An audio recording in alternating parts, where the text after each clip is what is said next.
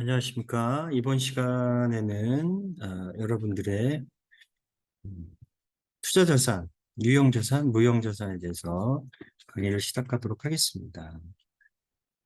자, 이제 퀴즈 문제 들어가기 전에 잠깐 이제 풀고 몸풀기 하겠습니다. 매우 풀어주세요, 몸을. 자, 매입가액과 취득세의 부대비용, 취득록세 등은 취득원가에 가산해서 포함한다. 자, 맞는지 틀리는지 생각해 보시기 바랍니다. 얘는 포함하죠. 자, 맞는 얘기가 되겠고요. 장부가액과 취득가액 감가상각 누계액을 뺍니다. 뺀 금액의 처분액, 돈 받은 거를 빼게 되면 요게 이제 유형자산 처분 손익이나 또는 처분 손실로 인식한다. 자, OX 퀴즈입니다. 자, 맞는지 틀린지 한번 생각해 보세요.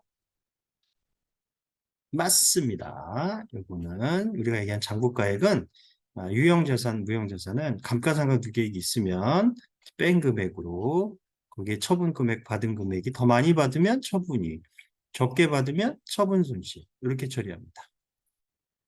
본격적인 진도, 이론 진도를 나가면요. 자, 우리가 이제 자산을 이제 크게 분류했을 때 비유동 자산이 있어요. 자, 전 시간까지 배운 건 우리가 이론에서 배운 재고자산까지가 우리가 유동자산의 의미였습니다. 그럼 이제 비유동자산이라는 건 1년 이상씩 현금화 속도가 조금 느리는 거예요. 느린 돈의 값어치가 점점 느리게 들어오는 자산들을 얘기합니다. 그럼 이게 무엇이 있느냐? 투자가 있고 유형이 있고 무형이 있고 그 다음에 기타 비유동자산이 있습니다. 투자라는 건 말 그대로 장기 투자예요. 뭔가 장기적으로 투자해서 돈을 벌 목적이에요. 자, 이런 뭐 채권이라든지 펀드, 뭐 ETF, 뭐 이런 주식도 마찬가지고요. 이런 걸 장기 투자했을 때 우리는 이렇게 장기 투자 자산이나 또는 이제 뭐 투자 부동산, 매도 가능 증권 이런 계정 과목들이 있습니다. 유형 자산에는 내가 뭔가 도와주기 위한 역할입니다. 얘를 통해서 뭐 돈 벌 목적은 뭐 팔아야 되는 건 아니고요. 돈을 벌 목적으로 이게 사용하시는 거니까 자, 주로 이제 우리는 업무에 도움을 주기 위한 목적 성향들이 강합니다. 그래서 얘는 유형 자산을 업무 목적이라고 보시면 되겠죠. 눈에 보이는 거, 흔히 얘기하는 이제 뭐 이런 건물이라든지 이런 땅이라든지 이런 것들을 얘기하시는 거고요. 토지, 건물, 뭐 회사에 있는 자동차 이런 것들을 얘기합니다. 무형 자산은 말 그대로 뭡니까? 우리가 얘기하는 눈에 보이지 않는 거예요. 근데 업무에 뭔가 유난하게 도와주기 위한 역할을 하는 자산들을 무형 자산이라고 얘기합니다. 뭐 눈에 보이지 않는다. 뭐 간단하게 얘기하면 그래서 우리는 이런 이제 상표권이나 뭐 이런 것들을 얘기하는 거죠. 특허권, 상표권, 개발비 뭐 이런 것들. 자, 기타 비유동 자산은 여러분이 뭐 회계 1급에서 하나 정도 기억할 거는 보증금 정도만, 임차 보증금 이 정도만 기억하시면 될 것 같습니다. 그러니까 기타 비유동 자산은 투자도 아니고 유형도 아니고 무형도 아닌 나머지 자산을 얘기한다고 보시면 되겠어요. 이거를 우리가 얘기한 기타 비유동 자산의 대표적인 임차 보증금. 내가 어떤 건물을 사용하기 위해서 세를 들어 건물을 사용한다 이거예요. 뭐 월세 같은 걸 내겠죠. 그럼 그 건물주는 보증금을 받습니다. 저는 제 입장에서는 사용하는 사람 입장인 게 임차인 입장이라고 얘기하잖아요. 그 보증금을 어떻게 합니까? 주게 돼 있습니다. 그건 언젠가 계약이 끝나면 돌려받아야 될 자산이기 때문에 이는 임차 보증금이라고 얘기를 합니다. 우리 이제 첫 번째 투자 자산 중에요. 장기 투자 목적입니다. 기간이 좀 길게 투자를 해서 돈 벌려고 하는 목적 성향이 강하다라는 거죠. 이게 자꾸 투기라고 얘기하시는데 투기는 아니고요. 회계학에서는 이제 투자라고 얘기하시는 거예요. 자, 장기 금융 상품. 자, 우리가 얘기한 이제 1년 예금 기간이 1년 이상이죠.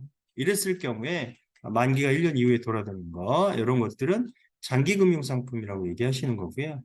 특정 현금 가액은 우리 당좌 자산 하실 때 당좌 예금할 때 배우신 거예요, 사실은. 당좌 거래를 트기 위해서 이제 수표나 어음을 발행하기 위해서는 자, 은행에다가 보증금식으로 잠깐 맡겨놔야 돼요. 한 300만 원 내외선에서 맡기게 됩니다. 이런 것들을 특정 현금이라고 얘기를 하시는 거예요.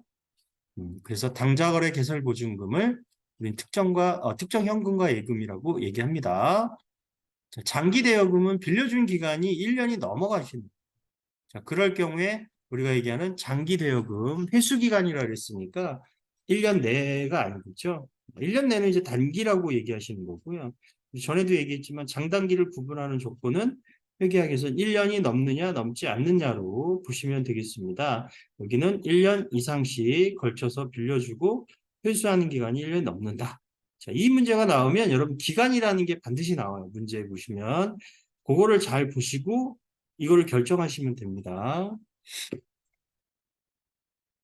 자, 투자 부동산이라는 건 말 그대로 업무에 사용하지 않으시는 거예요. 이게 만약에 업무 목적이었다. 토지나 건물을 샀는데 업무 목적으로 사면 뒤에 배우시는 유형과 무형으로 가시면 되는 거고요. 여기서는 업무 목적이 아닙니다. 자, 우리가 얘기하는 비업무용. 내가 뭐 꼭 이 회사에 필요해서 이 토지나 건물을 산 게 아니었다라는 거죠. 자, 이렇게 구입한 자산은 우리 투자 부동산이라고 얘기를 합니다. 장기 투자 목적의 명동 건물을 사셨어요. 그죠? 그럼 건물이 일단 들어옵니다. 그래서 투자 부동산 700만 원이 되시는 거고요. 우리 당좌 수표를 발행하면 당좌 예금이라고 얘기를 합니다. 그래서 당좌 예금 700만 원 이렇게 정리가 되시는 거고요. 자, 이걸 내다 팔았어요. 자, 그래서 700만 원짜리 명동 건물 갖다 팔으셨어요. 취득원가가 700만 원이시고 자, 내다 팔 때 가격은 1000만 원이었습니다. 처분 금액이. 그럼 일단 돈은 들어옵니다. 보통예금 통장에 돈이 들어와서 차변에 보통예금이 된 거고요. 그럼 대변에 뭐가 되겠습니까? 투자부동산 700만 원. 자, 나머지 팔아서 돈 남았죠? 그걸 투자자산 처분이익이라고 얘기합니다. 자, 유가증권은 이제 앞에서 배우신 건데요. 다시 한번 이제 분류를 하자라고 얘기하면 유가증권에는 지상권 증서라고 얘기했죠. 그럼 이게 두 가지가 있다. 크게 회계학에서는 지분증권이라는 게 있고요. 이 지분증권은 주식을 같은 걸 얘기합니다. 그리고 채무증권이라는 건 우리가 채권이 채권, 국채, 공채, 회사채 이런 것들을 얘기합니다. 이런 게 우리 채무증권이라고 얘기하시는 거고요. 계정 과목을 이제 분류를 하면 이제 원래 이렇게 분류하는 건 아니라고 전에 시간에도 말씀드렸어요. 우리 조금 더 편하게 접근하기 위해서 제가 이렇게 나누어 드리는 거지. 이런 목적상으로 막 이렇게 마음대로 나누는 건 아닙니다. 그래서 단기 매매 증권이라는 건 우리가 단기 시세 차익 목적과 시장성이 있거나 또는 상장 주식이다. 라고 얘기하면 우리가 단기 매매 증권으로 분류를 할 수가 있고 계정 과목 이름을 그 다음에 지분법 적용 투자 주식은 유의적인 영향력을 행사할 목적이냐 아니면 내가 투자한 회사의 지분율이 20% 이상 되느냐라고 얘기를 하면 지분법 적용 투자 주식을 라는 계정 과목을 사용하시는 거고요. 매도 가능 증권이라는 건 우리가 얘기하는 장기 투자 목적 이런 거 장기간에 걸쳐서 이익을 낼 거다 이런 이제 주식을 샀다라고 얘기하면 매도 가능 증권이 되시는 거고요. 굳이 이제 자산을 분류하자고 얘기하면 단기 시세 차익 목적인 우리 단기 매매 증권은 자 우리는 이제 이렇게 유동자산으로 분류가 되신다라는 거. 그 다음은 이제 지분법 적용 투자 주식은 말 그대로 투자 자산이죠. 투자입니다, 투자. 매도 가능 증권도 우리 투자 자산으로 분류를 하시는 거고. 자, 우리 기말에 이제 평가가 중요하다고 말씀드렸습니다. 기말의 평가는 얘는 공정가액 시가법으로 마지막 날 12월 30일 날 끝나는 날에 마지막 가격 그거를 주주들에게 보고해달라는 얘기죠. 그 다음에 얘는 지분법이고요. 주식은 공정가액법으로 합니다. 매도 가능 증권 시가법. 자, 그러면 이제 채무증권도 있잖아요. 국채나 공채, 회사채도 있습니다. 이런 것들은 과연 어떻게 분류를 해야 되느냐? 얘의 가장 궁극적인 목적은 만기 때까지 보유할 거냐, 안 하느냐에 따라 개정 과목이 바뀝니다. 그래서 만기 때까지 보유할 능력이 있다라고 얘기하면 만기 보유 증권이에요. 얘는. 요거는 조금 이따 설명해 드릴게요. 자, 그 다음에 우리가 얘기하는 나머지 것들은 다 똑같아요. 내가 만약에 단기 성향을 가지고 있다. 얘를 이 지분법 여기 주식에 대한 논리가 우리가 얘기한 단기 성향이 있다라고 얘기하면 단기 매매 증권이었잖아요. 채무증권도 마찬가지라는 거예요. 국채, 공채, 회사채를 사는데 단기 시세차익 목적이면 우리가 얘기하는 뭐가 됩니까? 단기 매매 증권이 되시는 거고요. 그다음에 얘를 국채, 공채, 회사채 등을 자, 만기 때까지 보유하면 만기 보유 증권이 되는 거고요. 이게 장기 투자할 목적이었다. 국채, 공채, 회사채를. 그러면 매도 가능 증권이라고 분류를 합니다. 자, 자산 분류도 똑같습니다. 얘는 유동자산, 투자자산, 투자자산이고요. 기말에 평가하는 것도 마찬가지입니다. 얘를 공정가액법 시가법으로 하는 거고요. 채권은 삼각후 원가법이라고 많이 얘기합니다. 그래서 간단하게 이제 원가법이라고 얘기하시는 거고요. 자, 얘도 마찬가지. 매도 가능 증권, 국채, 공채, 우리가 얘기하는 펀드 투자한 것들에 대한 걸 장기간 투자했을 때 기말에 평가하는 방법은 공정가액 시가법입니다. 자, 우리가 얘기하는 얘가 시가법이나 공정가액법으로 평가할 수 없는 사항이 생겨요. 이럴 경우에는 원가법을 적용한다라고 되어 있습니다. 기준서에는. 시장성을 상실하거나 뭐 파산이 되거나 뭐 이러면 거기에 대한 주식이나 채권 똑같은 얘기니까요. 값을 제대로 평가할 수가 없게 되겠죠. 기말에 올라갔는지 내려갔는지. 자, 그러면 이제 너무 현저하게 떨어지는 거잖아요. 그래서 이럴 때는 공정가액법으로 평가하기보다는 원가법으로 평가하는 게 더 현명하다라는 거죠. 그래서 얘는 시장성을 상실하면 예외적으로 원가법을 적용할 수 있다. 이렇게 보시면 되겠습니다. 자, 오늘 해야 될 건 매도 가능 증권이라고 생각을 하시면 돼요. 자, 우리나라의 이제 기업회계 기준에는 매도 가능 증권의 평가 방법이 공정가액법, 원가법, 단기 인식 방법이 있는데 우린 이미 단기 인식 방법에 대한 논리는 배우신 거예요. 왜 그러냐면 단기 매매 증권이 단기 인식 방법이라고 생각을 하시면 됩니다. 그래서 얘는 단기 인식 방법. 그러니까 올해 그 주식이나 채권에 대한 평가를 어떻게 하냐면 올해 손익계산서에 보고하겠다라는 얘기. 정확한 이익이 아니잖아요. 평가란 이익은 우리가 기말에 이렇게 앞으로 오를 거고 앞으로 손해를 볼 수 있다라는 우리가 얘기하는 손실이나 이익에 대한 걸 미리 정산해보고 앞으로 일어날 일을 방어하자는 측면이에요. 그래서 미실현 손익이라고 많이 얘기를 합니다. 실현되지 않은 이익과 손실이 재무제표에 보고가 되면 이익은 정확한 이익이 나올 수가 없기 때문에 그래서 매도 가능 증권은 단기 인식 방법에 대한 논리로 처리를 하시는 거고요. 단기간 투자였으니까. 근데 매도 가능 증권은 단기간이 아니고 장기적인 목적이기 때문에 이걸 사용하기엔 조금 애로사항이 있다라는 거죠. 자, 그래서 우리나라가 채택한 거는 공정가액법에 대한 시가법으로 매도 가능 증권을 평가한다라고 보시면 되겠습니다. 자, 공정가액법은 여기 있는 것처럼 첫 번째는 이제 구입을 하시고 두 번째는 평가하시고 마지막에 처분했을 때 논리입니다. 구입했을 때 취득 시에 들어가는 비용은 원가에 가산합니다. 여기 뭐 구입 비용이 없으니까 간단하게 자, 매도 가능 증권을 100원에 구입하셨으니까 현금 100원 나가실 거고요. 차면에 매도 가능 증권이시고 자, 기말에 똑같이 평가합니다.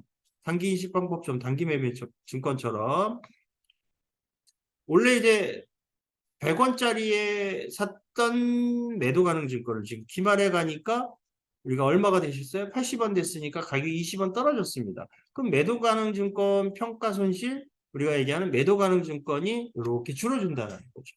자, 근데 단지 얘가 뭐냐 하면 손익계산서에 재무제표에 반영하지 않겠다라는 논리입니다. 자, 그래서 매도 가능 증권 평가 손실을 따로 분류한다는 얘기예요. 사후 관리하겠다라는 거예요. 장기 투자니까 단기간에 재무제표에 표시하지 않겠다라는 의미예요. 그래서 얘는 자본 항목에다 갖다 놓습니다. 자본 항목에 기타 포괄손익 유계액에다가 갖다 놓으시는.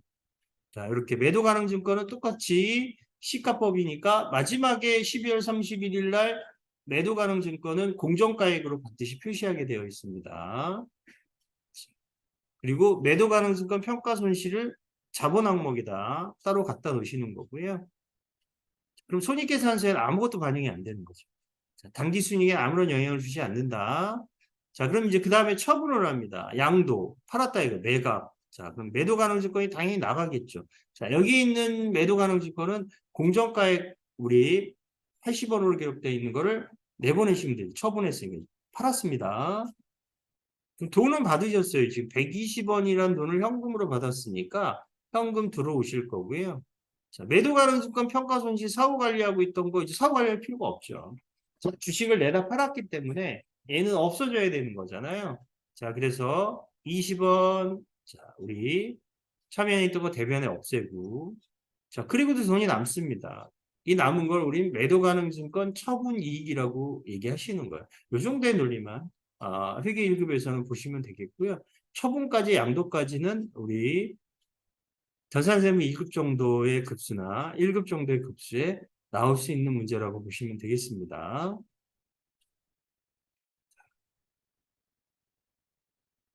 매도 가능 증권에 대한 평가 방법에 대한 논리입니다. 기말 결산 시 평가하시면 이렇게 가격이 올라가면 평가 이익으로 하시는 거고요. 반대로 가격이 떨어지면 이렇게 우리가 얘기하는 평가 손실을 나중에 처리를 합니다. 여기에 매도 가능 증권은 공정가액이 들어가시는 거고요. 이게 이제 우리가 얘기하는 기타 포괄손익 유기액이라 사후 관리 따로 하셔야 됩니다. 재무제표 이렇게 남겨놓습니다. 반대로 이제 가격이 떨어지면 그 떨어진 만큼에 대한 금액을 여기 이제 기말에 이렇게 200원이 표시되는 거고요. 평가손실, 평가손익이라고 해요. 이익이나 손실이 생겼을 땐 다 이게 자본 항목이기 때문에 기타 포괄손익에게 이렇게 사후 관리를 하고 계신 거고요. 이걸 이제 굳이 분계 처리를 하게 되면 이렇게 되는 거죠. 자, 매도 가능 증권 평가손실 100원, 매도 가능 증권 100원이 주는 거고, 여긴 반드시 공정가액이 기록되시는 거고요. 자, 그래서 얘는 기타 포괄손익 두 개에 우리 자본 항목에 이렇게 따로 관리를 한다는 거. 요 정도의 느낌만 받으시면 될 것 같습니다.